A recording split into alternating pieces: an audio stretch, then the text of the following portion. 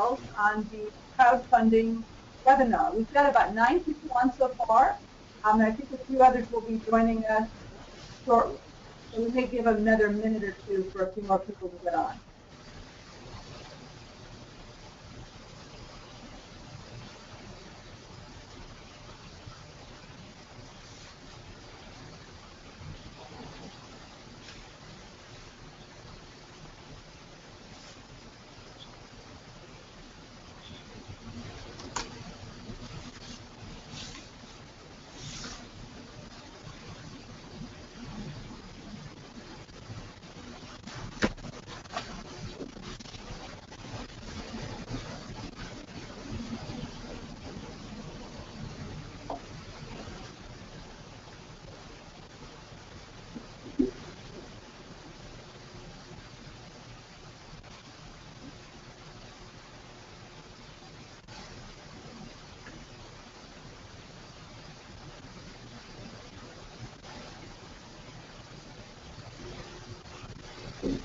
Okay, I think we'll go ahead and get started. Again, welcome. My name is Karen Goldner with the Women's Business Development Center in Chicago.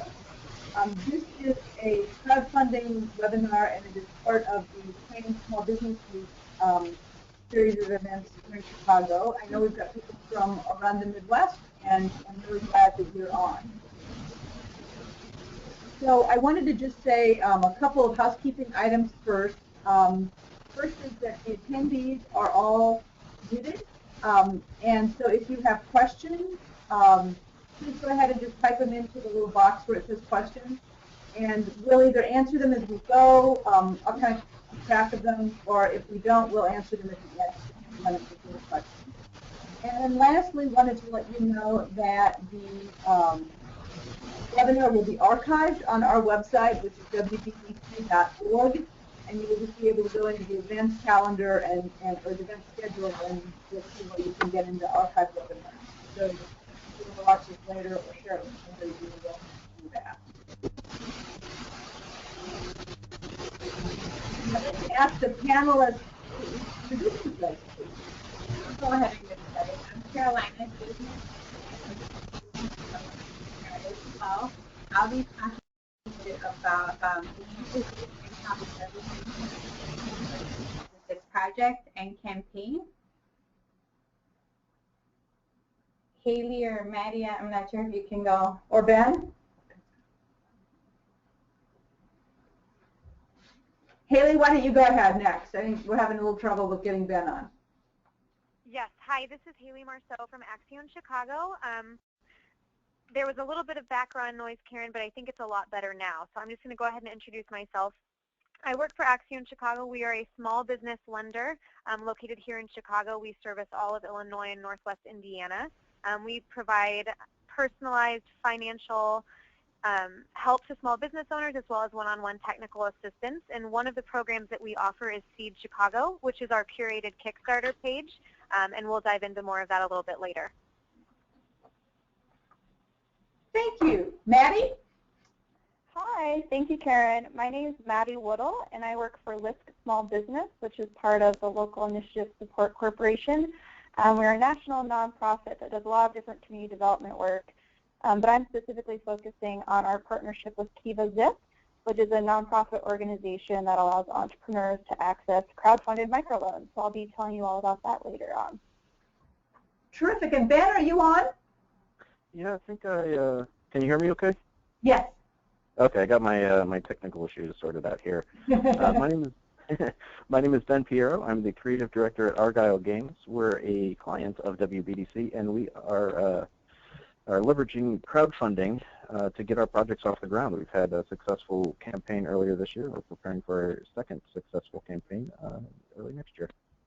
Well, thank you all for joining us. As you can tell by Ben's participation, the Women's Business Development Center works with all sorts of businesses, including those owned by people who aren't women. But Ben, we're really thrilled to have you as a client and to have you on, as well as ladies. We appreciate your participation. So the real basics of crowdfunding, as you probably are aware, there's 3 different kinds. There's the equity-based, which there's a few examples listed here. And we're not going to actually discuss those today. We're going to focus on debt-based and the rewards or donation-based programs. But although there's some significant differences, which is the purpose of this webinar, they're all, they have basically three things in common. One is that they're online. The second is that they are limited time type of campaigns. In other words, there's a, these aren't, it's not something you just put up and like a Facebook page and just sort of let it be there forever. And then the last thing is to really think about this not just as a way to raise money, but as a market value or market research tool as well, that you can often identify whether there are people who are actually interested in paying for your product and getting good mailing lists based on participation in crowdfunding. So I am going to say that we'll focus on 4 of the options today in this program. So Kiva Zip, which is a lending program, IndieGoGo and Kickstarter, which are donation-based, and then Seed Chicago, which is a curated donation-based Kickstarter tool. So Maddie, would you like to talk about Kiva Zip, please? Sure. So Kiva Zip is an online loan crowdfunding platform that allows U.S. entrepreneurs to access 0% interest character-based microloans. And so Kiva is a little bit different from other crowdfunding platforms in that it is a loan, so I want to emphasize that you do have to repay the amount of financing that you crowdfund on the platform. But just like any other crowdfunding platform, it's, you're supported by a community of people who are contributing towards your campaign. And in this case, there are loans as little as $25. So on Kiva Zip, they created the platform that allows the direct facilitation of loans from individual lenders to you as a borrower. And so the first time you're on the Kiva Zip platform, you're eligible to crowdfund up to $5,000. And then once you successfully repay that first loan, then you can go a second time for up to $10,000. And so Kiva Zip loans are really cool because as an entrepreneur, it really connects you with customers, community, and of course, capital. So Kiva Zip, its mission is really to focus on entrepreneurs who aren't ready for traditional bank loans. So it's great for entrepreneurs who are either running startup companies and you don't yet have a proven track record that a bank would traditionally look for, and also people who might have, some problems in their personal credit history. So Kiva, when they're evaluating your loan application, they're really not going to be looking at traditional bank underwriting standards. And so they're not going to reject your loan based on something like a bad credit score or insufficient collateral or cash flow to pay for your loan. And so Kiva Zip is character-based lending. So they're really looking at your character and your trust network when they're evaluating whether or not you're creditworthy. And so that sounds a little bit funny, but they do this in a number of ways. And one way is that you need to get lenders from your own personal network before you're eligible, before your loan becomes viewable on the Kiva Zip website. And so these first initial loans from people that know you, these can be friends or family members, customers, clients, mentors, they're really vouching for your character and saying, hey, I believe in this entrepreneur and their business. I think this is a trustworthy borrower, and I'm going to support them with a $25 loan or more. And so that is one way in which Kiva really evaluates credit on the website. It's through, whether or not you have the backing of your own community who's willing to vouch for your character with a $25 loan. And so they do this on the website. As you can see, that's part of the 60 days that you get to raise your loan campaign. And so the part where you're recruiting your own network to make the initial loans to you, that happens during what's listed on the slide as a 15-day private campaign period. And then once you get those first initial lenders from your own network, then your loan becomes searchable on the Kiva Zip platform on the website to anyone who's on Kiva. And so Kiva has, I believe it's over 60,000 lenders now on the website. And so all of these lenders can see your loan and then decide to make a loan to you. And so you have 45 days in that public period to recruit other lenders from the Kiva Zip platform. So it's a total of 60 days to raise the funds. Those first 15 days, you're getting lenders that you know personally, and then after that you have 45 days to get anyone to lend you on the platform. And I will note that Kiva is an all-or-nothing platform, which just means that in order to get any of the financing, you have to reach your loan goal. So if you post for a $5,000 loan, you have to raise $5,000, otherwise you get zero financing. And so Kiva, as I mentioned, it's really emphasizing loans to underserved entrepreneurs. They'd like to expand access to capital for everyone.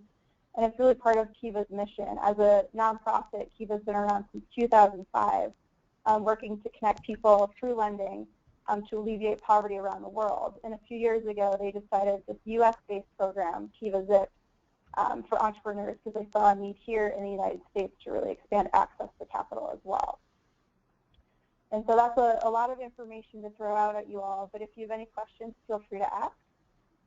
And luckily for you guys, WBDC is actually a Kiva Zip trustee, which means they've signed up for the program and are willing to help entrepreneurs learn more about it.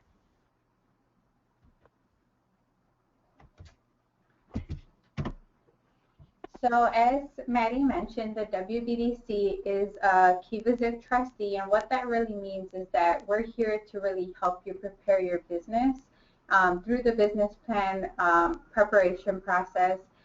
So once you're ready to really go forth and start your campaign through Kiva Zip, we are able to sort of vouch for your business through the Kiva Zip platform. So by doing this, this makes your campaign more attractive to other lenders. So we have a couple of sort of requirements through that process, but in no means does the WBDC receive any financial or legal liability. So we're just really doing this to help your small business. So some of our requirements, really, because we already help small businesses, we want to see that your business plan is completed and that it's been approved by a WBDC advisor. Currently, we have about 5 entrepreneurial counselors who can help you through that process. And once you're ready to sort of start your campaign, or you're thinking about Kiva Zip and having the Women's Business Development Center endorse your campaign, you can come in and meet with me so we can discuss what the process would look like. Ideally, what we would like to see is that you have at least 2 years of experience within the industry, that you have some type of outside source of income. So let's just say that maybe you're unemployed, or you're living with somebody who sort of helps you support your household expenses. We can sort of take that into consideration, because ideally what we want to see is that you're able to pay back this loan. We won't do any of the underwriting and process it as a loan application, but we want to make sure that you're best prepared to take on debt. The last requirement really goes into hand as far as what your campaign looks like and how you've been involved with the Women's Business Development Center. So either you have raised 60% of your goal and you're really on your way to meeting your goal.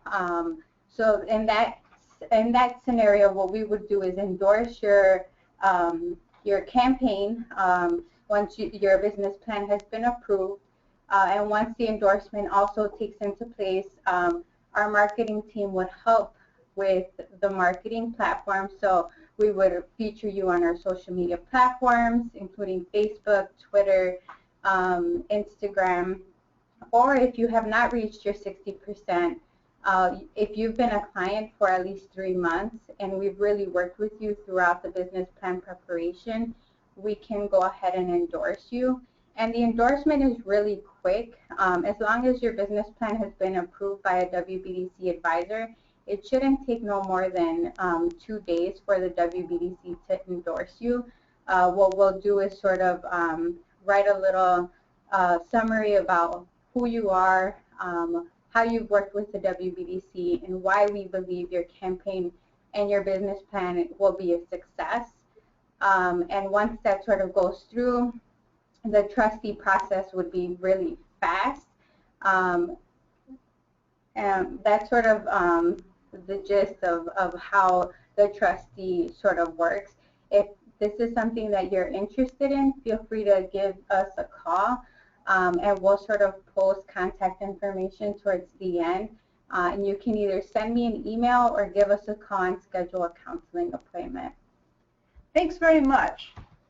The two formats that I think people have heard of the most are IndieGoGo and Kickstarter. They're both donation-based. And Ben, do you want to talk about these briefly? Because we're going to go into a lot more detail on how to run successful campaigns in a few moments. Sure. Now, what IndieGoGo and Kickstarter are kind of geared towards are not raising funds to start a business, but raising funds for a specific project. In my business, we try to raise funds to produce a board game. So what we have the campaign set up to do is just to look at that one project that we're working on funding at that one time. They're donation-based platforms, so you're looking at getting a reward as kind of an incentive to have people give you money. It's not just people are kind of donating just out of the kindness of their hearts, but some people will. But for the most part, they're looking at you're providing a physical reward, which is usually the thing that you're trying to make. So if you're producing a comic book, you would send them a copy of the comic book. If you're producing an album, you would send them a copy of the album when you're done. They're also all-or-nothing campaigns. So if you don't raise, Kickstarter is in particular, it's an all-or-nothing. So if you set your project goal, let's say $5,000, and you don't reach that, then nobody's charged anything. IndieGoGo has flexible plans where they'll take, there's usually a 5% fee that the company will take. IndieGoGo will allow you to take less than the goal reached if that's all you've collected, but they take a higher percentage of your collected goal. But they do allow a broader range of projects. Kickstarter is going to have a larger kind of built-in sort of audience towards it. It's kind of a larger scale, but it is that all-or-nothing platform. So you kind of choose which platform to go with based on your specific project. Thanks very much, Ben. In Chicago, we are fortunate to have a program called Seed Chicago. And Haley, if you want to go ahead and give us that information, please. Sure. Well, first of all, thank you, Ben, for the perfect introduction into what Kickstarter is. So what it means to be a curated project on the Seed Chicago curated page is that basically you're creating a campaign, and then we are taking your campaign and linking to it on our curated page. So Seed Chicago began in 2013 as a result of the Mayor's Plan for Economic Growth and Jobs. It was incubated by World Business Chicago, the City of Chicago's nonprofit arm, and Action Chicago, the organization I work for, the nonprofit microlender, and then the City of Chicago, who helped a lot with the promotion, the marketing, and the outreach. So it started in 2013. We had a lot of lessons learned, and in 2014, Action Chicago took over management of that program. And it's now something that we can offer to all of our small business loan clients, but also to those individuals and organizations that we wouldn't be able to provide a loan for. For example, Action Chicago cannot make a loan to a nonprofit organization.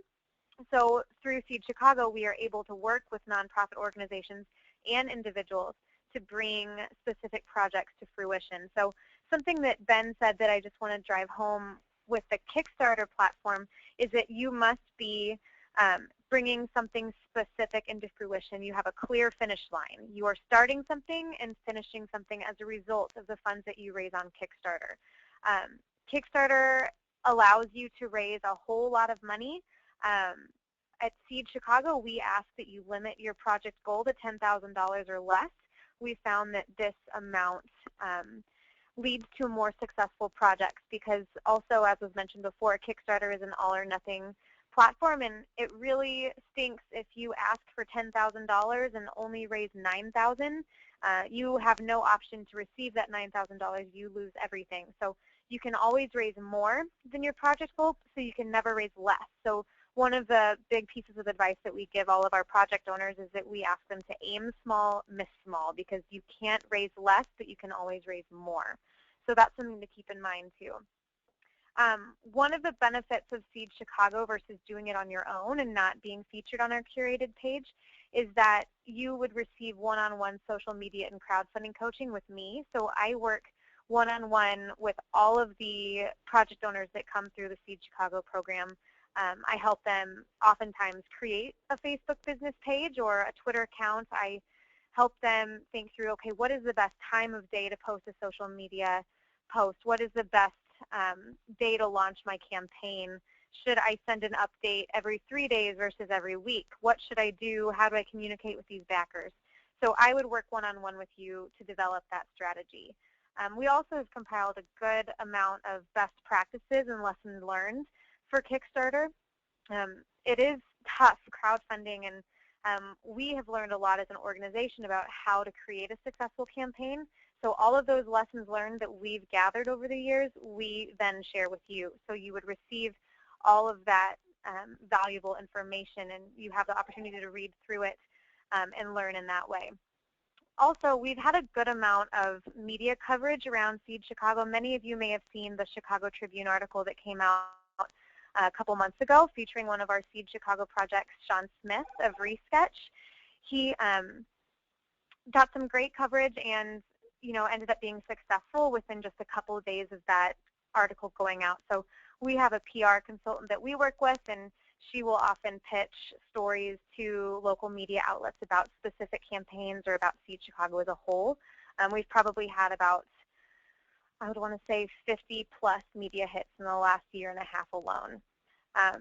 And then in addition, you also benefit by receiving aggregated attention by being part of our curated page. So Kickstarter notes that by being a part of a curated page, you tend to be more successful. Your project has a greater chance of being successful because, as I mentioned earlier, your project is seen not just in one place, but in two. So you have your specific individual project page, but you're also seen on the curated page. So any traffic that's going to the curated page, they then have the opportunity to see your project when they may not have otherwise seen it just on Kickstarter itself. So really the whole point of Seed Chicago is to help you gain all of the tools that you need to be successful with your campaign. We provide a lot of coaching. It is important for me to note that this is not a grant. You are not receiving any money from the City of Chicago or from Axion. We are simply your partners in the project. We help you develop and plan your campaign, and we help you bring it to fruition and hopefully become successful. Haley, thank you. So now we have a sense of what crowdfunding is and what some of the major platforms are. But the question, of course, that everybody really cares about is my project a good fit? So Ben, if you want to start this off, and then the other panelists will join in as you have comments. Sure. Now, with like I mentioned before, with Kickstarter and with IndieGoGo, you're looking at funding a specific project. So if you just need to raise overall starting capital, then those two platforms aren't really going to work. But if, say, you're starting a fashion line, there would be a great place to kind of build the starting funds you would need to launch, one specific line of clothing, and that's going to put both eyes on your product and turn people towards your business in general. But it does need to have that kind of single focus to start out with. It's also something you need to be able to kind of provide a good incentive. There's a lot of projects out there. If yours is going to look just like every other project out there, you're going to need to kind of step it up a bit and see if you can offer something that these other projects don't. So see if you can stand above the rest of the crowd.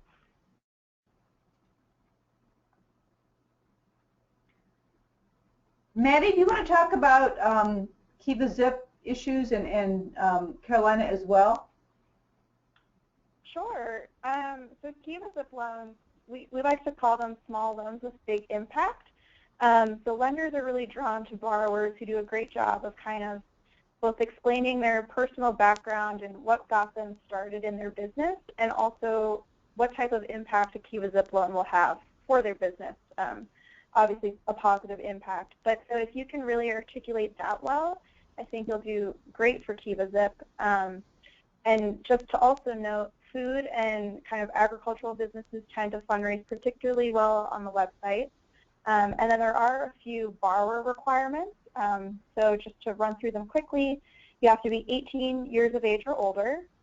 You need to be able to create a verified PayPal account, and that just means that you're linking your PayPal account to your bank account, because PayPal is how the funds are distributed and how repayments are processed through Kiva Zip. And so PayPal has actually waived all the fees because of a special partnership with Kiva Zip. So it is really a no-fee loan. You cannot currently be in bankruptcy or foreclosure, and there's also an emphasis on borrowers who make less than $100,000 in annual household income. And then the final kind of borrower requirement is that we ask every borrower to make a $25 loan to another fundraising borrower on the website. And this just really helps you to better understand the lender experience and also the broader mission of Kiva Zip, which is to create a community that extends economic opportunity to everyone.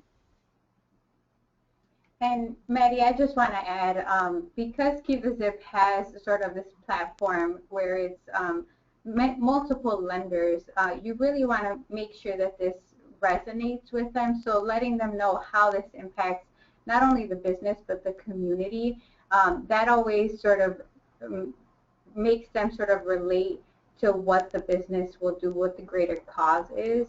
As far as the WBDC perspective, what we really want to see is how this loan will make your business successful. So whether it's a piece of equipment that you're looking to purchase or it's working capital, how far and how long will this, $5,000 go, or $2,000 or whatever it be.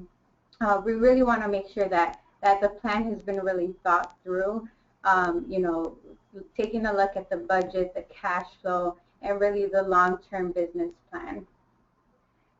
And with respect to Seed Chicago, Haley, do you have anything to add? Yes, I do. So there are really no firm lines in being involved in Seed Chicago except for these 5 things that I'm going to go over with. We are very flexible and we can work with you in getting you involved, but there are really just several things, 5, that you need to fit into. So first, you must fit in neatly into one of Kickstarter's categories. And we saw that on the slide earlier where you're creating something artistic or specific. So here are just a couple of examples: art, comics, film, food, music, publishing, fashion, anything that's creating or designing something new, you would fit neatly within there. That's the first requirement. Secondly, you need to be raising money for a specific need or a specific project. You can't raise money for general operating costs, for example. Thirdly, you must be located within Chicago's 77 neighborhoods. We cannot work with entrepreneurs at this point who are outside of those neighborhoods. We are hoping to expand in the future, but for the time being, you must be located within the city of Chicago. Thirdly, you're asking for a project goal of $10,000 or less. We are flexible again here, so if you can exhibit to us that you have every reason to raise, $20,000 or $30,000, and you can show us why and how, we are definitely willing to hear you out. Next, and this is not a hard and fast requirement, but it is encouraged that you would create jobs or generate economic growth in your neighborhood and in the city of Chicago. Great, thank you. So the concept of a campaign, I think, sometimes is not obvious to people who are pursuing this, and I think that one of the key determinants of success, right, is how successful you can run a campaign. So let's kick off with Ben and some of your observations and experience, and then Haley and Maddie and Carolina, please join in. Sure. So your campaign is your pledge drive. It's the 30-day or 40-day or 50-day or whatever time you set that you're actively raising money. Once the deadline hits, anything that you've earned, as long as you hit your goal, goes to you, but you can't raise any money after that, not through the Kickstarter or IndieGoGo platforms. Bringing people into your campaign is a lesson in marketing. It needs to look good, it needs to look clean, it needs to look professional. It's something that if you look at it and have a hard time kind of navigating or finding what the point is, then maybe take a look, take a step back, kind of focus, look at it again with fresh eyes, and see if you can kind of clean it up a bit. You'll want to make it personal. You'll want to connect with your potential backers, make a case for why you as a person and you as a business are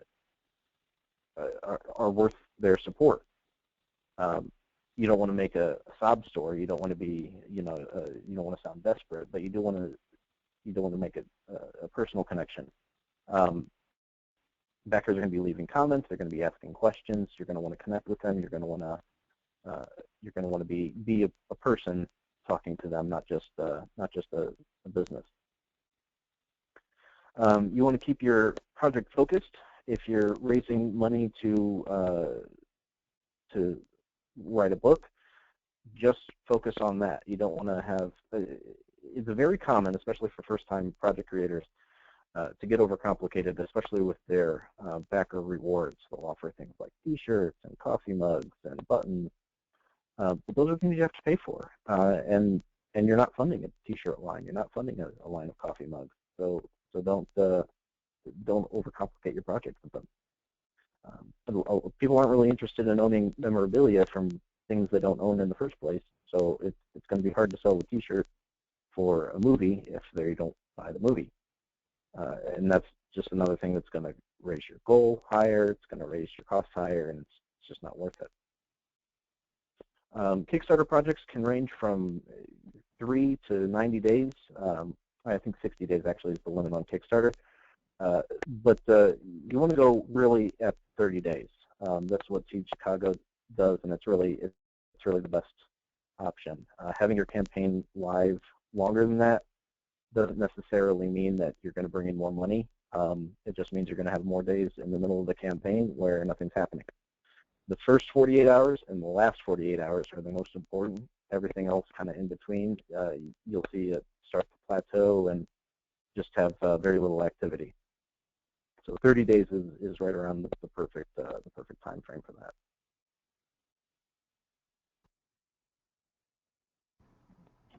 Ladies?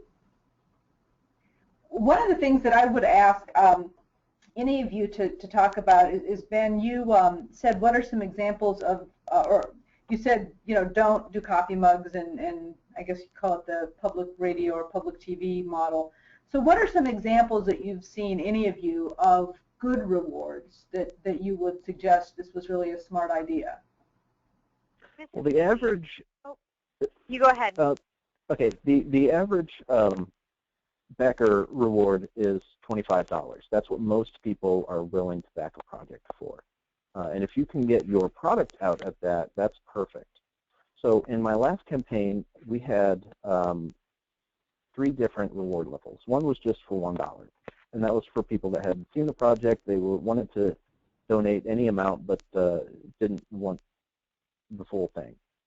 The second reward level we had was a copy of the game that we were trying to fund. And it was $19, and we would, if you pledged at that level, $19 or more, we would just ship you a copy of the game when it was done.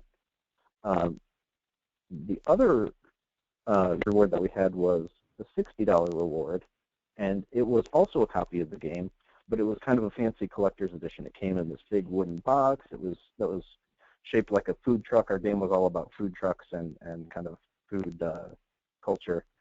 So the box was shaped like a food truck. It came with recipes from food trucks included with it, and it was just a way for people that were enthusiastic about the project and wanted a way to support with more, but still keep it focused on just the one thing we were trying to do.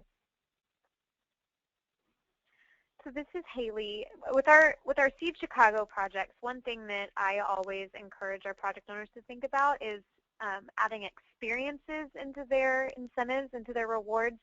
It's a really great way for you to offer something at a higher cost to your backer, but low expense to you. So the more experiences you can offer, people eat those up. They really love to be involved with you, with the small business owner.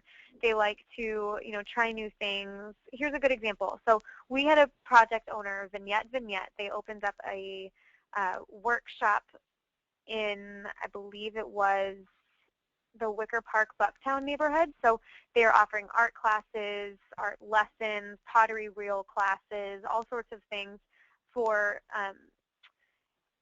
just regular Chicago citizens to get involved and learn a new skill. So one of their incentives was for $50. For $50, you have admission for one into any workshop that they offer in the month of November. So this is no expense to them. The only expense that they're losing is their time. So for $50, all they have to do is be present and cater this workshop to a bunch of backers from Kickstarter. So it's really low cost to them, but they're able to raise more money that way. Another example for a restaurant, for example, would be if you are making cookies and you are offering this very delicious, simple product, you're working out of a shared kitchen, you want to give a backer the opportunity to make cookies with you for a day, you could charge $250. You can do your work that you would normally be doing, but just inviting a guest into your kitchen, that's a quick way to make $250, and you're not losing any time or effort in that way, if that makes sense. So experiences are a good way to diversify your rewards. Granted, people do love that tangible item, just like the games. They love to have the tangible, but they also like to get involved and to meet you and have those one chance opportunities to get involved. One of the projects, Haley, that See Chicago did this past summer was raising money for a film about hair, the hair industry, and where what women's hair comes from, and one of the I thought very cute rewards that they gave was that you got to vote on a haircut style that one of the producers of the movie was going to get. So she had 3 different options, and then you got to vote on it. So I mean, that was completely no cost, and it was kind of fun, and it was in the theme of hair in the movie. So that's exactly right. And then another great incentive, the one that I actually pledged on, was for $25. I sent them a selfie of myself. They printed it out, put it on a popsicle stick, and took it with them to India, and took a picture with me and the producers of the movie in front of the Taj Mahal. So it's just a really cheap, way for them to get their backers involved, and people love seeing their face in front of the Taj Mahal, and it's just a really fun thing. So there are ways to get creative, and I think any one of us could help you get creative in that way. Terrific. So with Kiva Zip, it works a little bit differently. Because it's not a donation and rewards-based platform, it's more of a lending platform. You really want to make sure that you do your homework as far as knowing who your network is, and doing your homework in advance so that your network is very comfortable lending to you. So being endorsed by the WBDC is one way to make your network feel more comfortable, but also showing them what your plan is involved with and how that gives back to the community. Many of the success stories within Kiva Zip include multiple farmers, and the reason why is because they are able to give back, and it's something that's taking place within their community. Similarly, in Chicago, we have multiple farmers markets, and it's really a great success. We want to invest in our community. That's sort of the way you want to think about this. So, I mean, I think that's sort of the gist of it. Is as long as you can connect and make this relatable, your campaign should be successful. So yeah, let's go on to just some generally lessons learned and some pitfalls to avoid. And Ben, if you want to start us off, and then Haley and Caroline and Maddie, please join in. Well, the best thing you can do if you're looking at, say, Kickstarter for your project is to start backing other projects that are both inside and outside of your category. See what they do right, see what you think you would do differently. Both successful and unsuccessful campaigns can teach you a whole lot. Another thing, and this is really important, and both Haley and Maddie touched on this, is researching your funding goal very thoroughly. People want to know where the money's going. They want to know that you did your homework. They want to know that you took this into account and this into account. Kickstarter takes 5%.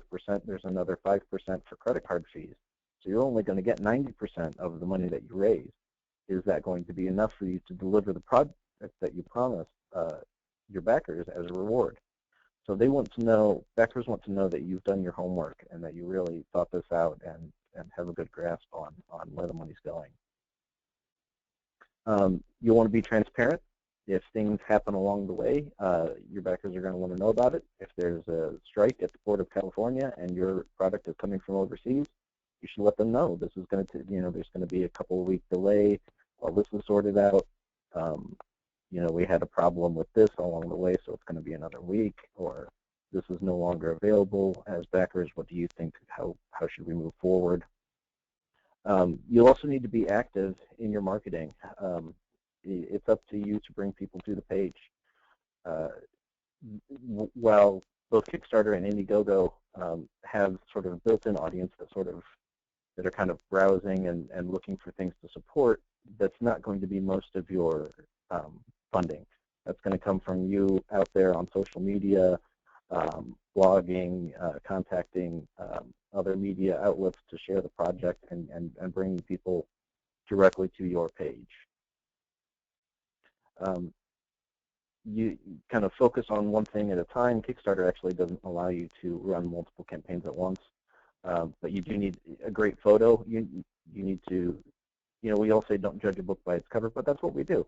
That's the first thing people see. They see the photo and they see the your little kind of 100-word description. It's kind of like a little tweet, and that's what they're going to click on. So that needs to kind of be direct, be to the point, and be professional. It can also feel like running a successful campaign can feel like a full-time job. There's a lot to it. There's going to be a lot of work researching your goal, getting quotes from manufacturers, talking to people as they ask questions, being active with your updates, being active about finding bloggers and other media outlets to share your project with.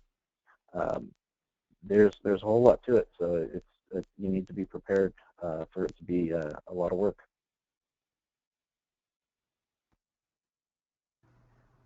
Ladies, one question that I'd ask everybody's opinion on is the importance and value of having a video, because I've certainly seen that a lot and seen references to it. So be open to your answers on that and thoughts and then other comments. Sure. So this is Haley from Axion. So we found that videos tend to give people the opportunity not to have to read your project because attention spans are usually pretty slim on the internet these days. So videos give you the opportunity to talk about your project in a way that people are accessible to it and open-minded to it. A lot of people don't want to scan pages and read. So videos tend to increase your chances of success. I think they're absolutely essential, and Seed Chicago requires that you do have a video. That's a really good point. I'm glad you brought it up. Videos, like Haley said, people don't really like to read a lot on these pages. They kind of want to scan. So good layout and graphics are important. And the video is going to be the first thing people see when they actually click on the page. It shouldn't be very long. I mean, if I click on a Kickstarter page and it's got a 45-minute pitch video, I'm going to skip it. Think of it as your elevator pitch. It should be direct. It should be to the point. It's kind of like a commercial. You've got to grab people in the first few seconds, or else they're gonna click away. Thanks, Maddie. Yeah, please go ahead specifically with Kiva. Yeah. So Kiva, the emphasis is still really on having a high-quality photo. There is a space for you to upload videos on what's called the Conversations tab, and that's the place where you as a borrower can communicate directly with lenders. And I do think it is really important, if you are able to create a video, that's a great way to really engage lenders further. And I think it's just another way to make your loan more attractive to lenders, because they can see like, oh, this borrower really went an extra mile and is trying to like really get our attention. So I do think videos are great if you're able to do it. But for Kiva, the emphasis is still really on a really great high quality photo that shows you, the borrower, with some element of your business, and preferably smiling, because people like to see that. Always. Okay, well, thank you. I want to remind people, because we're going on to the next slide, or last slide now. If you do have questions, go ahead and type them into the box, and then we'll get to them very shortly.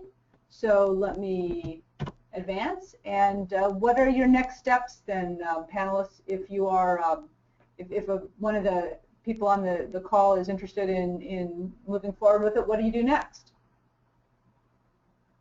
Ben, do you want to start? Sure. I lost my screen here. Let me see if I can get anything back.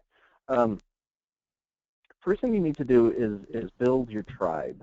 Your tribe are the people that you know are going to support you right away.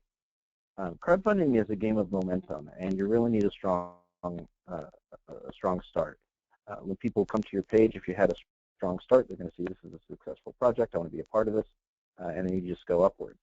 But if you have a real weak start and people go to your campaign halfway through and they say, well, this doesn't look like it's going to make it, I think I'll pass and I'll look for another project. And then you just end up spiraling downward.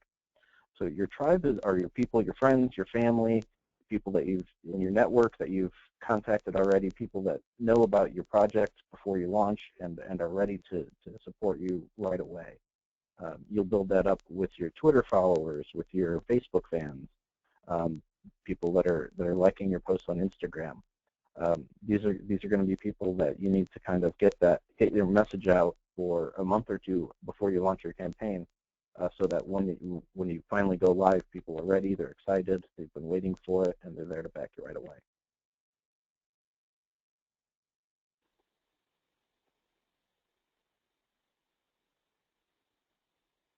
We have another question that's come in. If you're not very social media savvy, how difficult is it to use these platforms?